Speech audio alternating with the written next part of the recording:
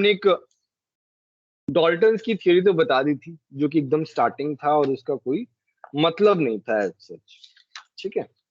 अभी क्या है, उसके बाद जे थॉमसन जो है उन्होंने भी अपना एक मॉडल दिया, थॉमसन मॉडल जो है, जिसके नाम से फेमस हुआ। तो हम उसके बारे में पढ़ते हैं। पहला है हमारा थॉमसन मॉडल।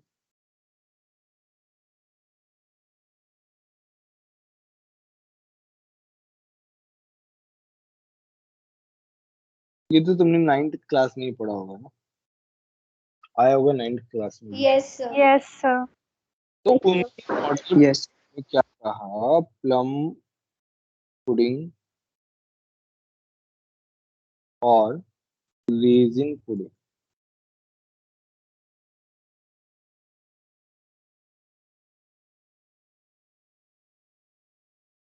मॉडल का। उन्होंने क्या बोला, उन्होंने बोला कि एटम जो है वो एक स्फेरिकल बॉडी है, जिसमें से इलेक्ट्रॉन्स जो है वो उसमें पूरा का पूरा पॉजिटिव चार्ज बिखरा हुआ है। और उसमें जो है इलेक्ट्रॉन्स जो है वो बेसिकली एक बैलेंस तरीके से रखे हुए हैं। जैसे तुम्हारा वाटरमेलन होता है, तो वाटरमेलन में क्या होता है, रेड वाला पार्ट बहुत होता है, राइट?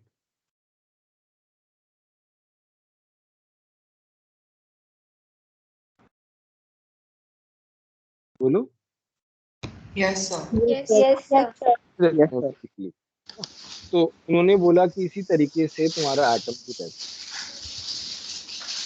इसकी यहाँ से आवाज आ रही है यार।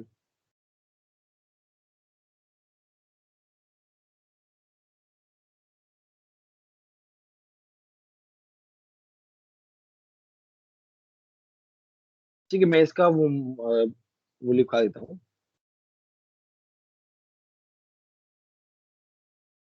उन्होंने लिखवाया, atom is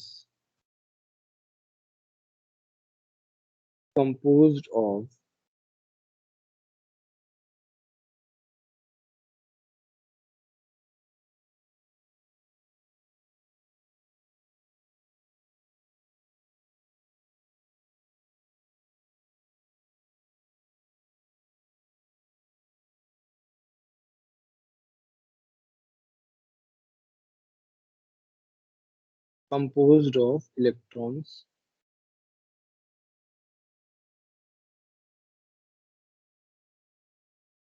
composed of electrons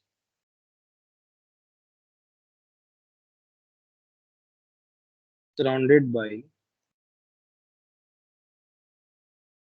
positive charge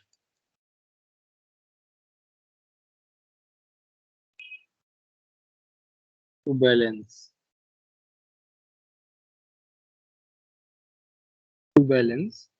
negative charge।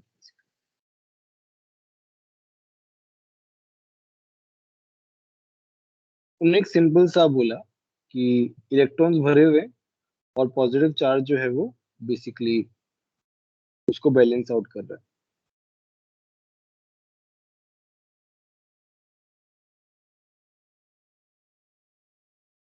तो ये इस तरीके से, तो यहाँ पे नेगेटिव चार्ज है, नेगेटिव चार्ज है, नेगेटिव चार्ज जो है वो बैलेंस कर रहा है, और बाकी पूरा भरा हुआ जो है वो तुम्हारा क्या है, positive charge.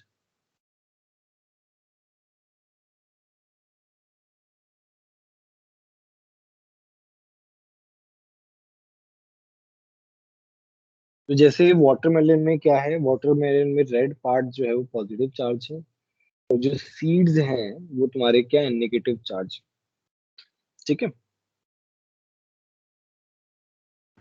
Yes sir. Yes. तो यस इसको सर। तुम उस तरीके से बना सकते यस सर। हो, ऐसे नहीं,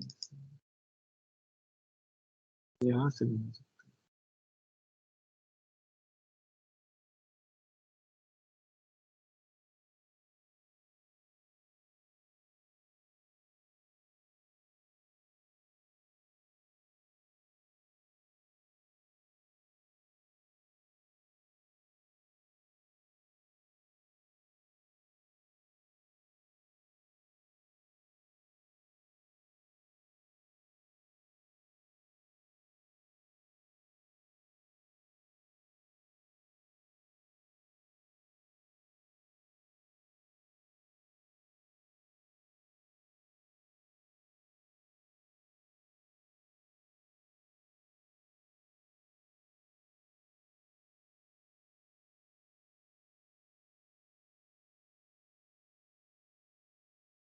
इस तरीके से। ठीक है, ये हुआ थॉमसन मॉडल। तो इसमें क्या है, ये तो एकदम ही गलत हो गया, इसमें कुछ ऐसा था ही नहीं कि, तो ये क्या हो गया, फेल हो गया, ये तो पूरा ही फेल हो गया ना, इसमें ज्यादा कुछ है नहीं, कुछ भी नहीं बताया भाई इसने तो, इसने थॉमसन ने तो कुछ बताया ही नहीं बेसिकली। उसके बाद में कौन आया बताओ? Rutherford. Rutherford. Rutherford. Rutherford.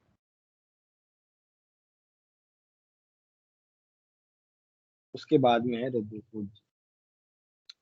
उन्होंने क्या कहा,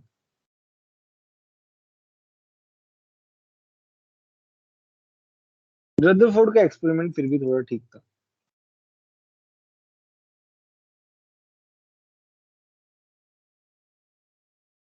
तो इसमें क्या है, रदरफोर्ड ने क्या सोचा, रदरफोर्ड ने क्या किया, चलो हम पहले डायग्राम बना लेते हैं। अल्फा स्कैटरिंग एक्सपेरिमेंट किया बेसिकली उन्होंने, रदरफोर्ड ने।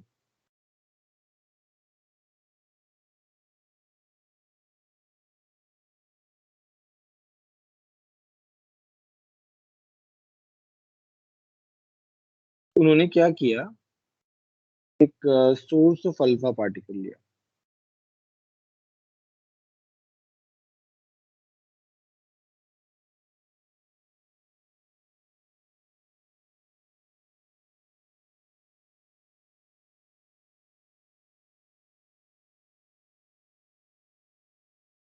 ठीक है, यहाँ पे एक रेडॉन करके एक रेडियो एक्टिव सब्सटेंस रखा, यहाँ पे बीच में स्लिट स्लिट लगी हुई है ताकि लाइन जो है वो सीधी जाए। ठीक है, यहाँ पे तुम्हारा गोल्ड फॉइल है,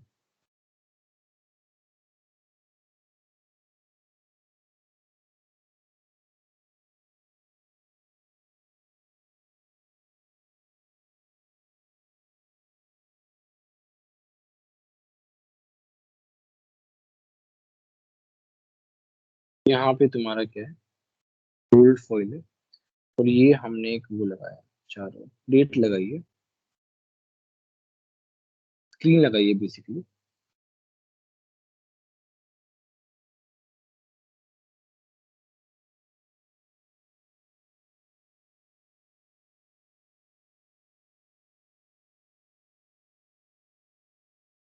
तो यहाँ पे क्या हो रहा है, यहाँ पे हमने जेडएनएस लगाया। जेडएनएस हम क्यों लगाते हैं बताओ? और For fluorescence. तो फ्लोरेसेंस लगाते हैं, तो फ्लोरेसेंस हमें लगा।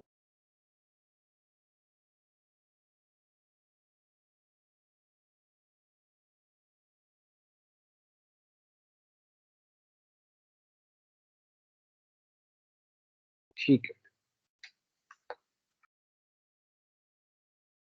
अभी क्या होता है इसमें, ये जो रेडॉन करके सब्सटेंस है रेडियो एक्टिव, वहां से अल्फा पार्टिकल निकलते हैं।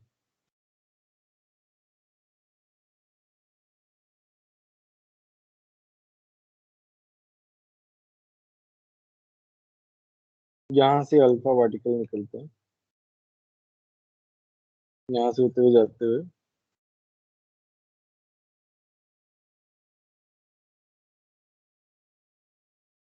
और फिर यहाँ पे गोल्ड फॉइल पे टकराते हैं, और फिर स्कैटर हो जाते हैं, इधर उधर चले जाते हैं।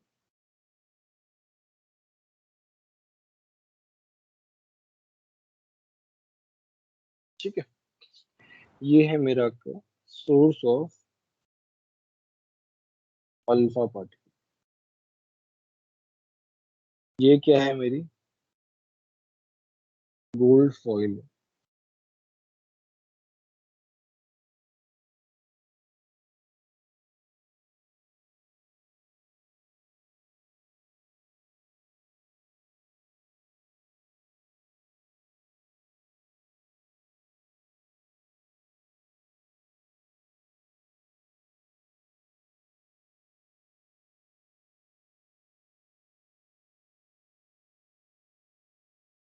ठीक है, ये इस तरीके से एक्सपेरिमेंट किया।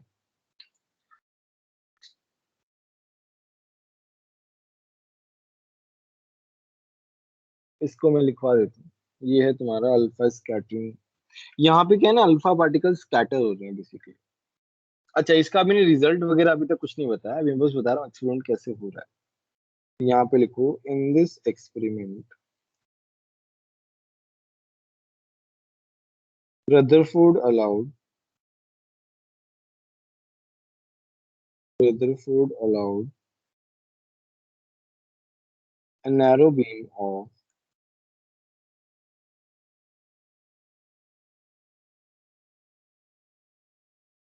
alpha particles to fall on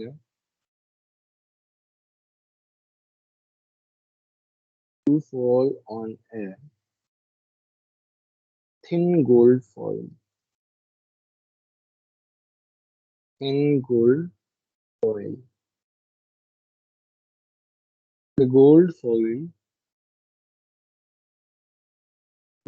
foil has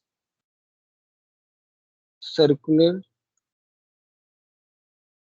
fluorescent zinc sulfide zinc sulfide screen around it.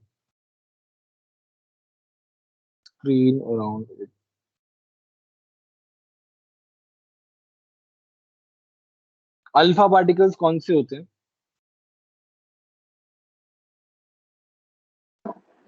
Helium ions. Helium ion.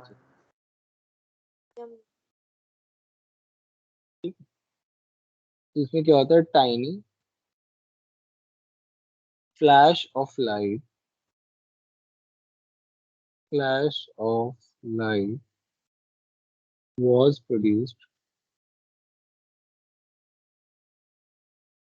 was produced at the point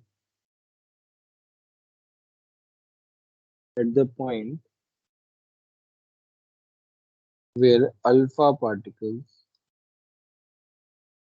struck। ठीक है, ये तुम्हारा क्या है, एक्सपेरिमेंट हुआ इस तरीके से। अभी हमने ऑब्जर्व वाला सीन नहीं देखा, ऑब्जर्व कैसे वो सब हमने अभी तक नहीं देखा। अभी हम ऑब्जर्व करेंगे क्या क्या तुमने हमने ऑब्जर्व किया।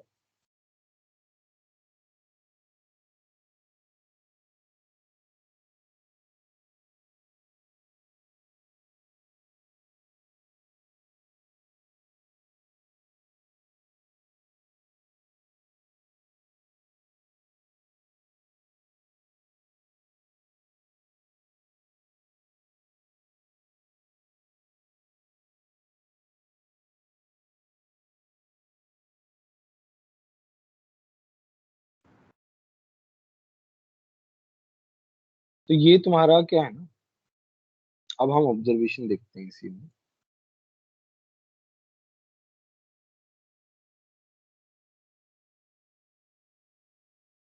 ऑब्जर्वेशन क्या था, ये तुम्हारा प्लेट, ये तुम्हारा क्या है, चलो ये मैं एटम में।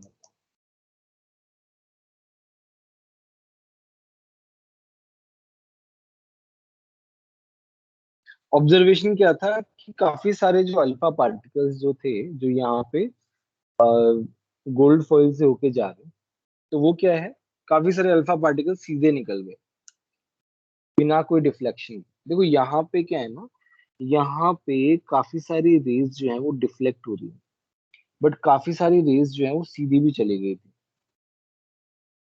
तो ऑब्जर्वेशन लिखा रहा हूँ कि most of the alpha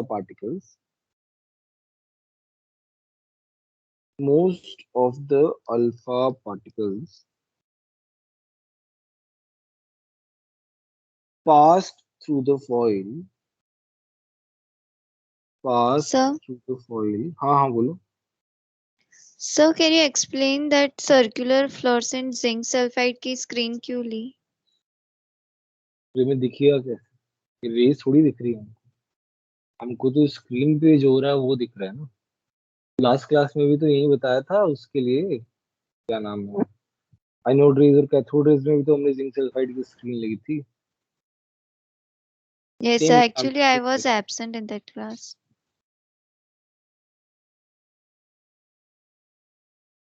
foil without any deflection.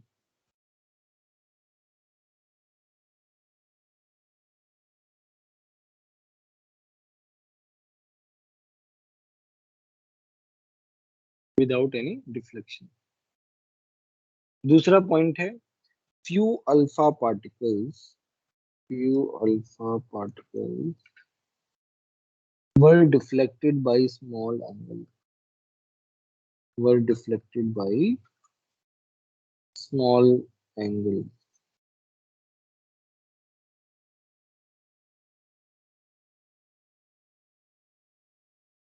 ठीक है, तो काफी सारे अल्फा पार्टिकल्स जो है उस एकदम सीधे सीधे चले गए, मतलब पैटर्न जो था वो इस तरीके से मान के चलिए कि काफी सारे अल्फा पार्टिकल्स जो है वो सीधे चले गए। ठीक है,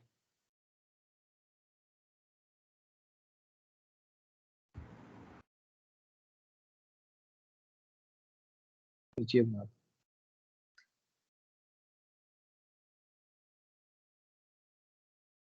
काफी सारे अल्फा पार्टिकल सीधे चले गए इस तरीके से।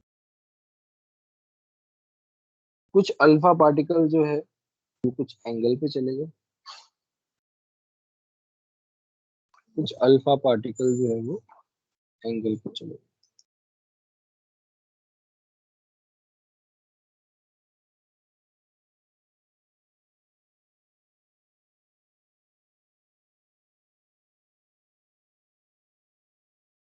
और इनमें से बहुत ही कम अल्फा पार्टिकल 1 in 20,000,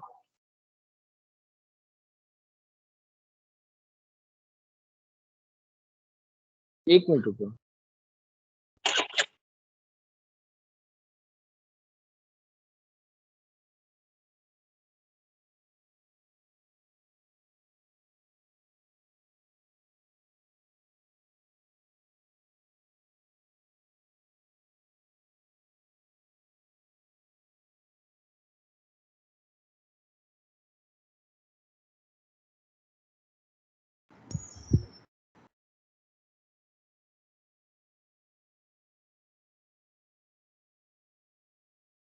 तो यहाँ पे क्या है, कुछ अल्फा पार्टिकल्स जो है वो एंगल्स पे चले गए और कुछ जो है वो वापस लौट के आ गए, कुछ क्या आ गए, वापस लौट के आ गए। और वो जो पार्टिकल्स थे वो बहुत ही कम, 1 in 20,000। मैंने क्या बोला, most of the alpha particles went straight without any deflection and few alpha particles felt some of the deflection, and very few particles 1 in 20,000 came back 180 degree angle पे। ठीक है, मैं लास्ट वाला पॉइंट लिख रहा हूँ, very very few particle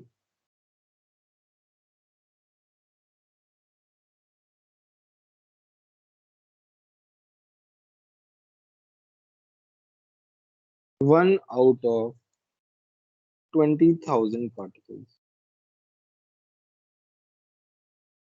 rebounded completely।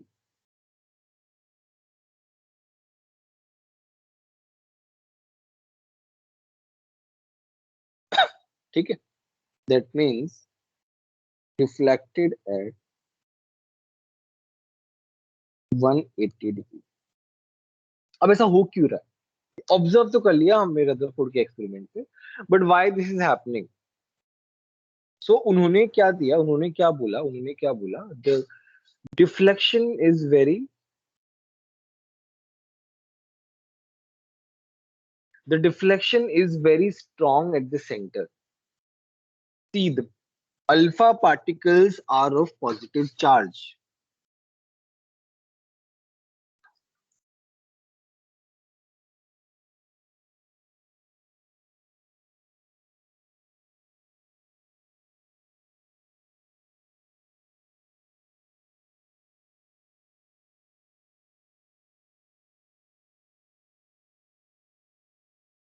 ठीक है, तो मैंने अभी क्या बताया कि इस ऑब्जर्वेशन से रदरफोर्ड ने क्या कंक्लूड किया कि एक एटम, देखो अल्फा पार्टिकल्स आ रहे हैं, अल्फा पार्टिकल्स क्या है, पॉजिटिव चार्ज। तो पॉजिटिव चार्ज रिपल्शन किससे फील करेगा बताओ? पॉजिटिव चार्ज, नेगेटिव चार्ज से रिपेल करेगा। अच्छा, पॉजिटिव चार्ज से रिपेल करेगा, इसका मतलब क्या है? जो अल्फा पार्टिकल एकदम सेंटर पे आ रहा है, जो अल्फा पार्टिकल एकदम सेंटर पे आ रहा है, उसको क्या है, स्ट्रॉन्ग रिपल्शन फील हो रहा है। That is why it is going back. और जो अल्फा पार्टिकल्स जो हैं उस पॉजिटिव चार्ज के पास में जा रहे हैं, उनको रिपल्शन फील हो रहा है, इसलिए वो डिफ्लेक्शन कर रहे हैं। और काफी सारे अल्फा पार्टिकल्स क्या हैं, वो दूर हैं। तो रदरफोर्ड ने क्या कहा कि सेंटर, एटम के सेंटर पे एक पॉजिटिव चार्ज, बेसिकली एक मास है जहां पे पॉजिटिव चार्ज बिखरा हुआ है, और वहां पे जब मेरा अल्फा पार्टिकल्स की रे आ रही है तो वो क्या हो रही है, डिफ्लेक्ट हो रही है। और इसके अलावा जो भी पार्ट है वो खाली है। उसने ये बोला कि since there is no deflection for lot of alpha particles, काफी सारे पार्टिकल्स को कोई डिफ्लेक्शन नहीं हो रहा है, तो इसका मतलब क्या है कि वो पार्ट खाली है। और जहां पे डिफ्लेक्शन हो रहा है, इसका मतलब उसके आसपास क्या है, पॉजिटिव चार्ज बिखरा हुआ है।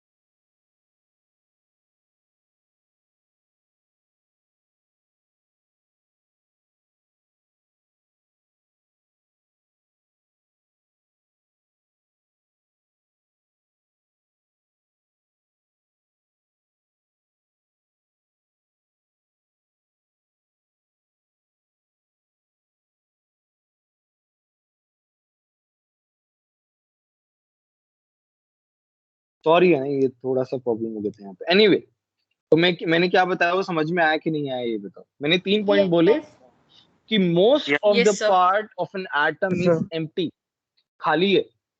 That is why lot of alpha particles are going straight without any reflection. And atom के सेंटर पे एक पॉजिटिव स्फेयर है, एक पॉजिटिव चार्ज का स्फेयर है, जहां पे कुछ अल्फा पार्टिकल्स को डिफ्लेक्शन फील हो रहा है। और जो अल्फा पार्टिकल्स उसके डायरेक्ट कांटेक्ट में आ रहे हैं, उनको क्या हो रहा है, स्ट्रॉन्ग रिपल्शन फील हो रहा है। That is why they are going back. तो ये वाली बात समझ में आई कि नहीं आई? Yes sir, Yes, sir. चलो हम इसका इन्फरेंस लिखते हैं, बेसिकली रिजल्ट लिखते हैं, क्या हमको समझ में आया, conclusion.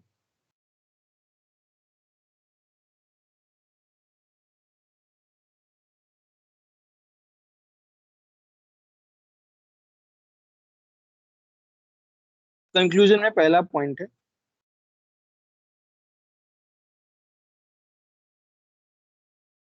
Most of the space in an atom is empty। ठीक है, दूसरा पॉइंट क्या है, positive charge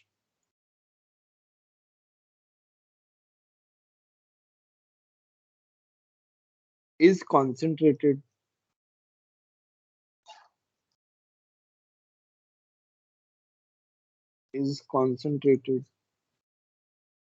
at a very small, at a very small region and not uniformly distributed, and not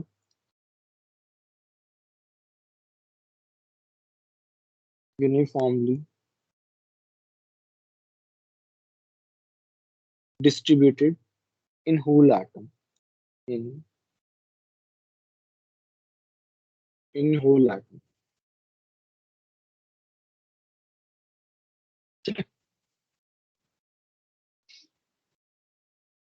in whole atom,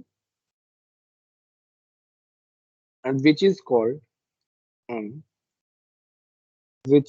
called nucleus.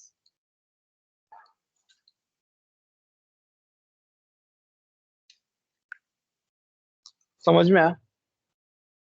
Yes, sir. Yes, Yes, sir. sir. Basically तुम्हारे पास क्या है, वैसे तो तुमने एटम का structure देखा ही है, बीच में न्यूक्लियस रहता है और इलेक्ट्रॉन जो है वो आउटर शेल में घूमता रहता है, बेसिकली ये हमने देखा था। Yes, sir. Yes, sir. तो यहाँ पे उन्होंने वही Yes, बताया, sir. रदरफोर्ड ने, है ना, रदरफोर्ड की जो फाइंडिंग्स थी वो काफी अच्छी थी, ऑल्दो सारी की सारी ट्रू नहीं थी, काफी सारी गलत भी थी, बट उन्होंने एक क्लियर पिक्चर दी बेसिकली कि एटम जो है उसमें हो क्या रहा है, कैसे होता है, ये उन्होंने क्लियर आइडिया दिया बेसिकली। और उसके बेसिस में अगली जो फाइंडिंग्स थी वो काफी आगे इंप्रूव होती गई। उससे पहले डॉल्टन ने जो दिया उसका तो कोई यूज ही नहीं, जे थॉमसन ने जो दिया उसका कोई यूज नहीं, है ना। रदरफोर्ड ने थोड़ा बहुत कंस्ट्रक्टिव वो दिया बेसिकली, फ्रूटफुल फाइंडिंग्स। तो यहाँ पे उन्होंने अपना मॉडल क्या दिया, चलो इन्होंने अपना मॉडल क्या दिया, उन्होंने बोला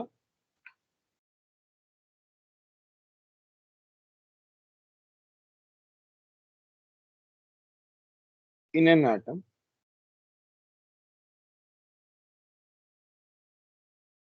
there is a positively charge sphere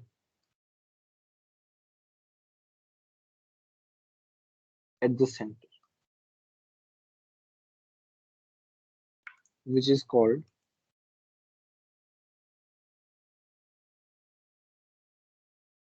nucleus.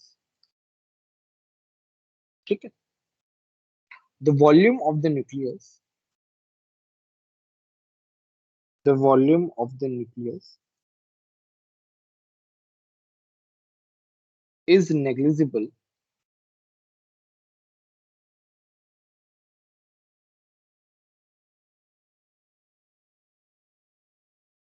compared to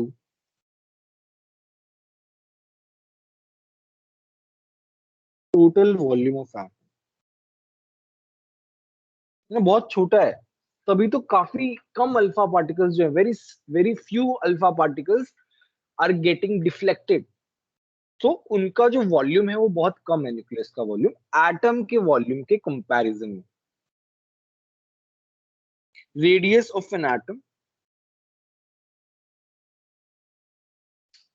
radius of an atom जो है वो कितना है, 10⁻10 - 10 मीटर है।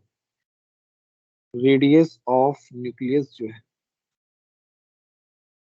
10⁻−15 मीटर। ठीक है, नेक्स्ट है both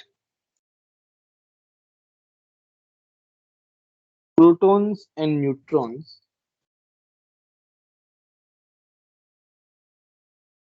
present in the nucleus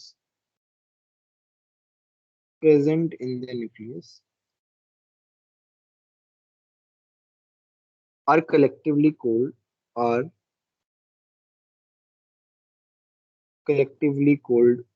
as nucleons।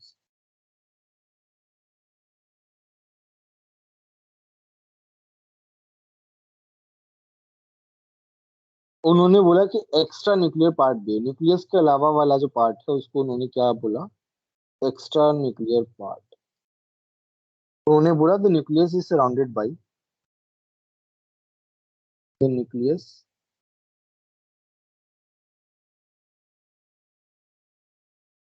is surrounded by revolving electrons,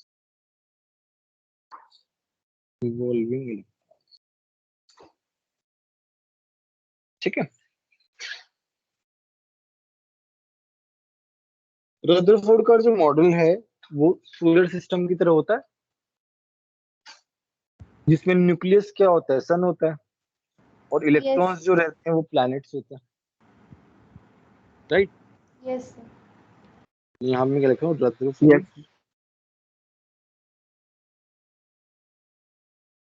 model of atom resembles the solar system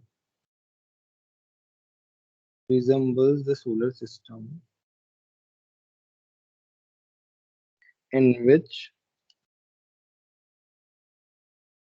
the nucleus plays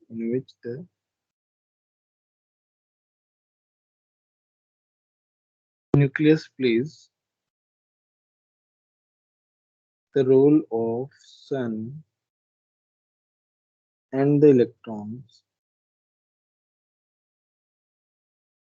of revolving planet.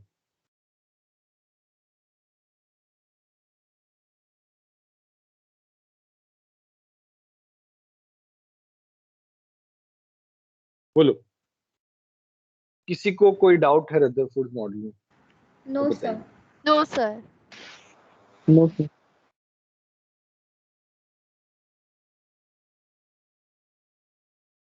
ठीक है, आगे बढ़ते हैं। तो रदरफोर्ड मॉडल हो गया। अच्छा, इसके जो ड्रॉबैक्स है ना वो भी समझ में नहीं आएंगे। तो ड्रॉबैक्स के लिए थोड़ा सा हमको और पढ़ना पड़ेगा चीजें, उसके बाद उसके चीजें समझ में आएंगी। तो हम क्या करते हैं, हम एक छोटा सा पार्ट और पढ़ लेते हैं।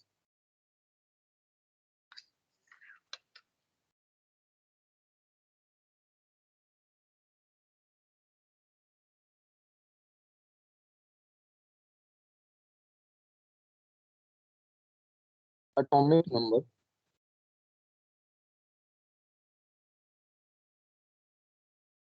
एंड मास नंबर ऑलरेडी ये पढ़ चुके हो, मैं बस एक छोटा सा स्नैपशॉट दे रहा हूँ। एटॉमिक नंबर क्या होता है? एटॉमिक नंबर को हम जेड से रिप्रेजेंट करते हैं। जेड क्या होता है? एटॉमिक नंबर होता है। तो वो क्या होता है? नंबर ऑफ इलेक्ट्रॉन्स और प्रोटॉन्स। ठीक है। मास नंबर क्या होता है? उसको हम ए से रिप्रेजेंट करते हैं। वो होता है number of protons plus neutron. Right. Yes, sir. Yes, sir. Isotopes क्या होते हैं? Atoms of same elements having same number of protons, same number of protons basically, but having but different mass number. For example, 1H1, 1D2, 1D3. Hydrogen के isotopes हैं। Yes, sir. के बाद आता है isobars. Isobars क्या होते हैं बताओ? Different atomic number, but Atoms same of different atomic elements mass. But same having atomic same atomic mass, but different Same atomic numbers. atomic mass, different atomic numbers. different atomic but same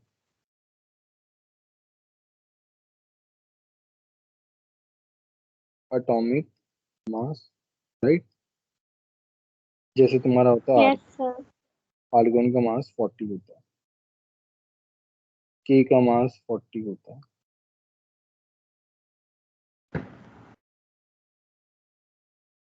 ठीक है, ये तुम्हारा क्या हो गया? Isobar. और क्या होता है इसमें?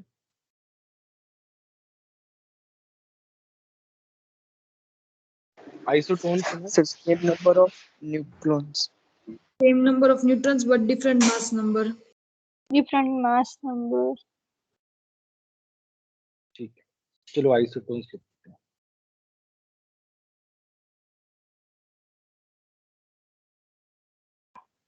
आइसोटोन्स क्या होते हैं?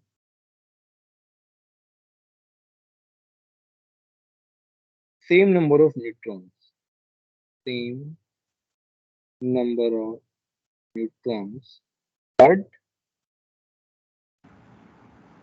डिफरेंट नंबर ऑफ,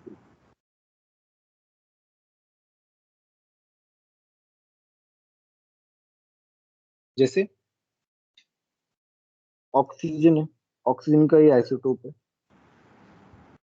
इसमें प्रोटॉन्स कितने हैं? 8, न्यूट्रॉन कितने हैं? फिर आता है 15 N7, ये नाइट्रोजन का आइसोटोप है, इसमें प्रोटॉन्स कितने हैं? 7 है, न्यूट्रॉन्स कितने हैं? 8। ये दोनों क्या हो गए? आइसोटोन। Isotone. पूरा मतलब समझ में आया कि नहीं आया? बोलो। Yes, sir. Yes, sir. Yes, sir. ठीक है, छोटा सा टॉपिक और कवर करते हैं, प्रॉपर्टीज ऑफ चार्ज।